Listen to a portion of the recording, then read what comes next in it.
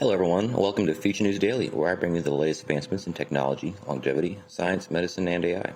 Today is Wednesday, January 11th, 2023. Don't forget to like, subscribe, and hit the notification bells. With that being said, let's get started.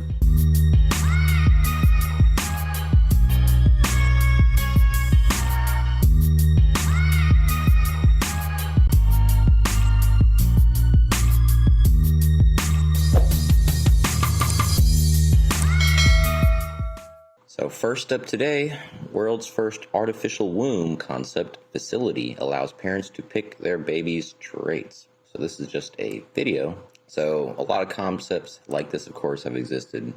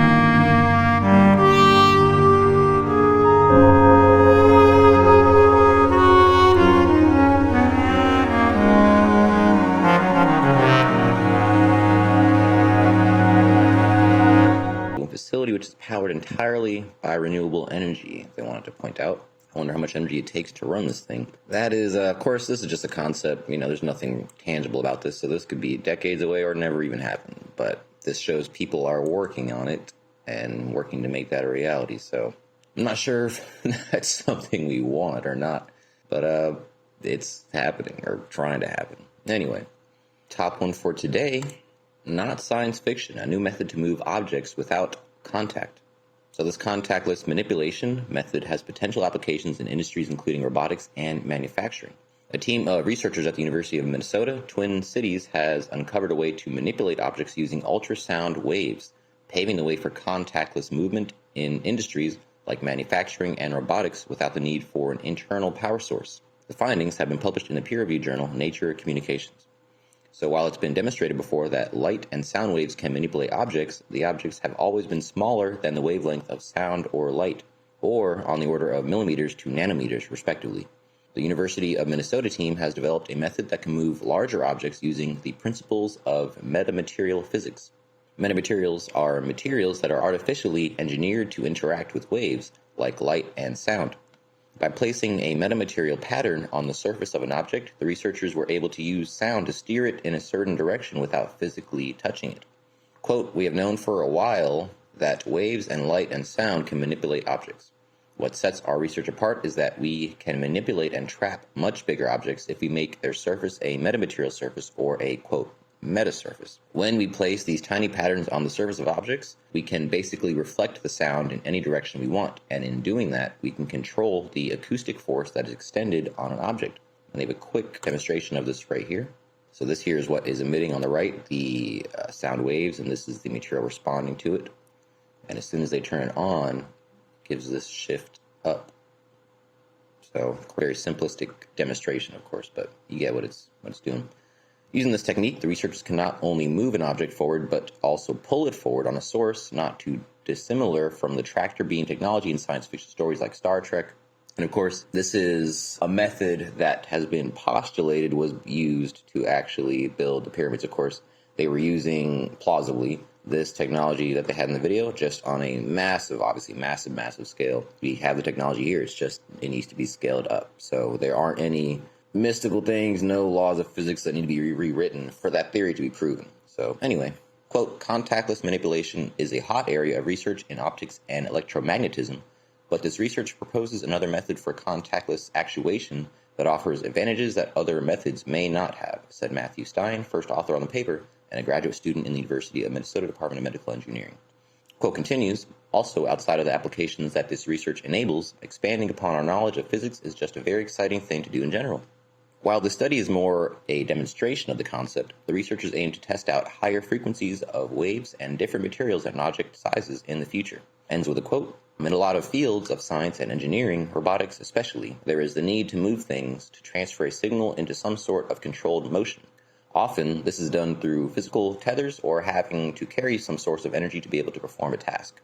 I think we're charting in a new direction here and showing that without physical contact, we can move objects, and that motion can be controlled simply by programming what is on the surface of that object. This gives us a new mechanism to contactlessly actuate things. Okay, so if these things can be done in the standard model, not in quantum, then there should be no reason you can't scale it up to the size of, things as large as the pyramids, because it's still within the standard model. So the laws, it's the exact same laws you're obeying, you know what I mean? So there's no reason you shouldn't be able to go to that extent. Anyway, moving on. A major breakthrough could mean realistic autonomous bird-like drones are on the horizon. The challenge to imitate nature's gravity-defying designs has confounded some of the most brilliant engineering minds for at least the last 1,200 years. That's a little dramatic. Specifically designing a functional ornithopter, the technical term for an aircraft that flies by flapping its wings, has proven to be an exceptionally difficult task. Now, thanks to a recent breakthrough, the development of the world's first true ornithopter and dexterous winged unmanned aircraft capable of flying and perching just like a bird appears to be on the horizon.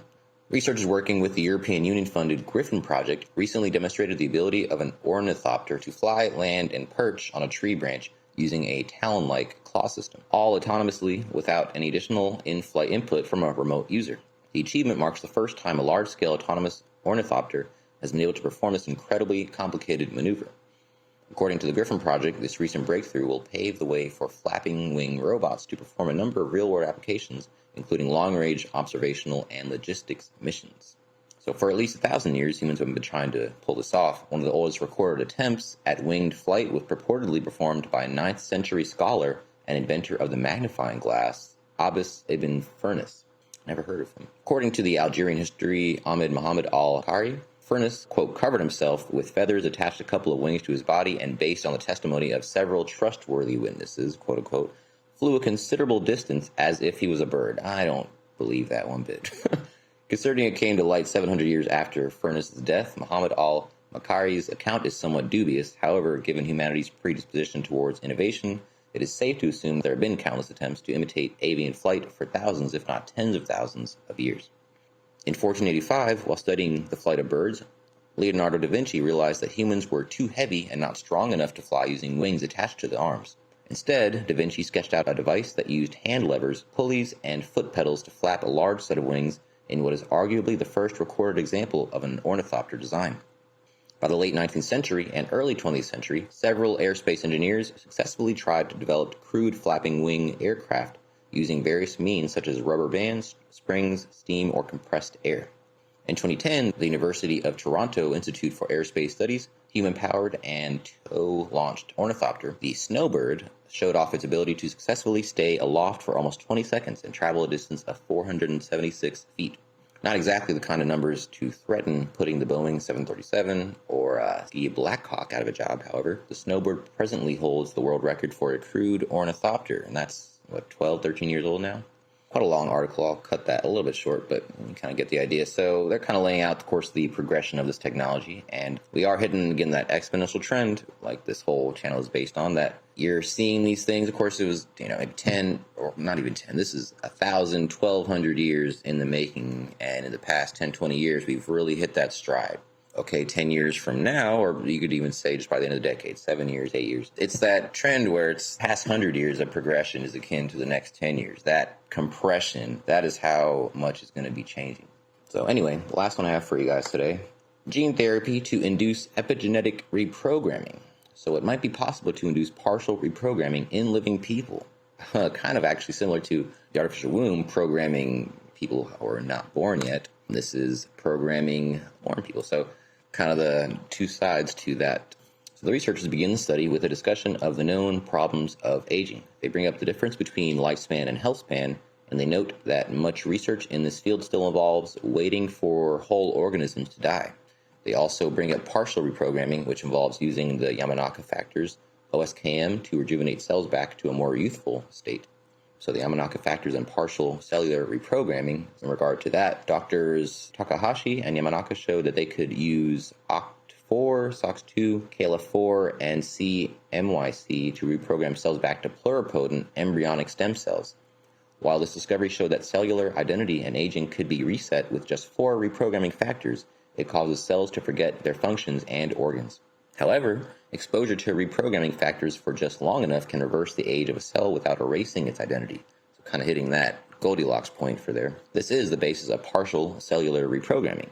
So previous research has shown that the transgenic mice are positively affected by OSKM induction of models of progeria and heart disease. Those mice were genetically engineered from birth to express the OSKM factors in the presence of doxycycline, which was administered in carefully timed doses in order to spur partial rather than total reprogramming.